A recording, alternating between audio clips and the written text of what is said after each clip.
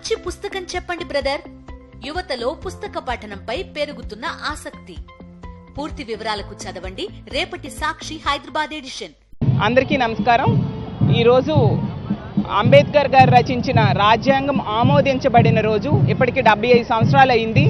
ఇన్ని సంవత్సరాలు అవుతున్నా కూడా భారతదేశ ప్రజలందరూ కూడా అదే రాజ్యాంగాన్ని ఫాలో అవుతూ ఉన్నారంటే మనం అర్థం చేసుకోవచ్చు అంబేద్కర్ గారు ఆ రోజు ఎంత దూరదృష్టితో ఈ రాజ్యాంగాన్ని రచించారు అనేసి. మనతో పాటు స్వాతంత్రం వచ్చిన పక్క దేశం రాజ్యాంగం తయారు చేసుకోవడానికి 9 సంవత్సరాలు పట్టింది. కానీ అంబేద్కర్ గారు కేవలం 3 సంవత్సరాల్లోనే ఈ రాజ్యాంగాన్ని తయారు చేసి ఆమోదించి దాని అమల్లోకి వచ్చేట్టుగా చేయడం జరిగింది. చిన్న చిన్న సవరణలు జరిగాయి తప్ప అదే రాజ్యాంగాన్ని ఇప్పటికి కూడా కొనసాగిస్తూ ఉన్నారు అంటే ఈ రాజ్యాంగం తాలూకా గొప్పతనం, అలాగే ప్రజాస్వామ్యం తాలూకా గొప్పతనం మనం తెలుసుకోవచ్చు. అంత చక్కగా ప్రజలకి ఉపయోగపడే రాజ్యాంగాన్ని ఆ రోజు అంబేద్కర్ గారు తయారు చేయడం జరిగింది. ఈరోజు ఈ కూటమి ప్రభుత్వం అధికారంలోకి వచ్చాక అంబేద్కర్ గారు రచించిన రాజ్యాంగాన్ని తొంగలో తొక్కుతూ రెడ్ బుక్ రాజ్యాంగం అమలు మీదే దృష్టి పెడుతూ కక్ష సాధింపు రాజకీయాలు చేస్తూ ఉన్నారనేది క్లియర్గా అర్థమవుతూ ఉంది. ఎంత ఘోరంగా అంటే ప్రతిపక్షం హోదా అనేది కూడా జగన్మోహన్ రెడ్డి గారికి ఇవ్వకుండా రాజ్యాంగాన్ని అలాగే ప్రజాప్రతినిధుల హక్కుల్ని ఈరోజు ఈ కూటమి ప్రభుత్వం కాలరాస్తూ ఉంది. అలాగే ఈ రాష్ట్రం ఏర్పడ్డాక ఇప్పటి వరకు ఈ రాష్ట్ర చరిత్రలో పిఏసీ చైర్మన్ అనేది ప్రతిపక్షానికి ఇవ్వడం అనేది ఒక ఆనవాయితీ. దాన్ని కూడా ఆ సాంప్రదాయాన్ని కూడా ఈరోజు ఈ కూటమి ప్రభుత్వం తొంగలో తొక్కింది. అలాగే లోకాయుక్త చైర్మన్ ఎన్నికలో కూడా ప్రతిపక్షం లేకుండా ఒక జీవోను కూడా తీసుకురావడానికి ప్రయత్నించడం అనేది చాలా దారుణం.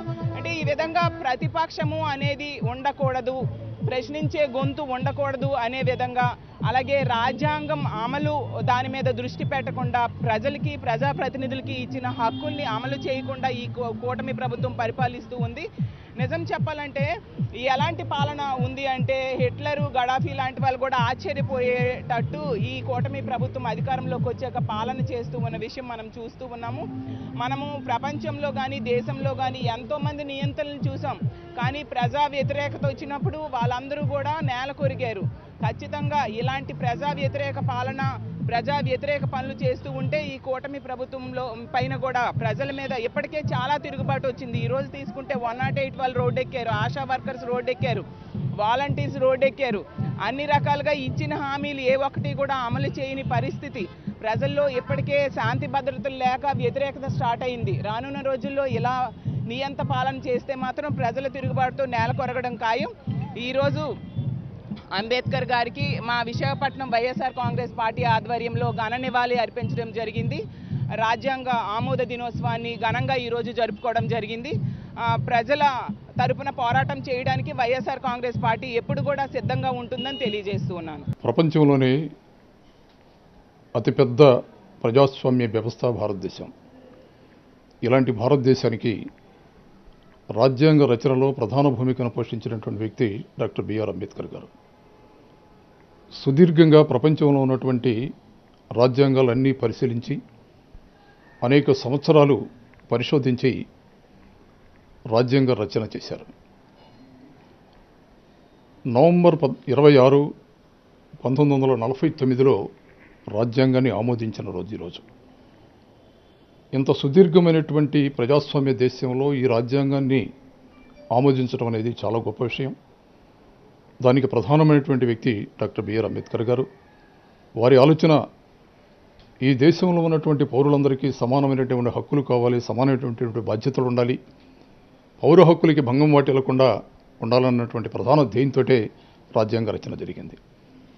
అలాగే ఎంతో తరతరాల నుంచి అణచివేతకు గురైనటువంటి బడుగు బలహీన వర్గ ప్రజానీకం, దళిత ప్రజానీకం, ఆదివాసీ ప్రజానీకం, వెనుకబడినటువంటి ప్రజానీకం, మైనారిటీ ఉన్నటువంటి ప్రజానీకం, వాళ్ళకి సమానమైనటువంటి హక్కులు ప్రత్యేకమైనటువంటి రాజ్యాంగంలో కల్పించబడి వాటిని పటిష్టంగా అమలుపరచాలన్నటువంటి ప్రధాన ధ్యేయంతో రాజ్యాంగ రచన చేశారు వారు. బహుశా భారతదేశంలో ఉన్నటువంటి విలక్షణమైనటువంటి అనేక జాతులు, అనేక కులాలు, అనేక మతాలు, వందల వేలాదిగా ఉన్నటువంటి జాతుల సమైక్య జీవన విధానమే రాజ్యాంగం. అందుకే భారతదేశంలో ఉన్నటువంటి రాజ్యాంగాన్ని రాసే క్రమంలో అంబేద్కర్ గారు ఒక మాట అన్నారు.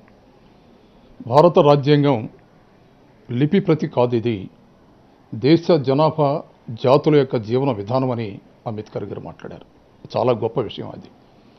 దాన్ని మర్చిపోయి ఇవాళ పరిపాలకులు దుర్మార్గమైనటువంటి వ్యవస్థలో ఈ జాతులు మొత్తం నెట్టేస్తున్నాయి. ఇవాళ ప్రధానంగా మన రాష్ట్రంలో గడిచిన 6 నెలల నుంచి జరుగుతున్న పరిపాలన చూస్తుంటే దుర్మార్గమైనటువంటి పరిపాలన.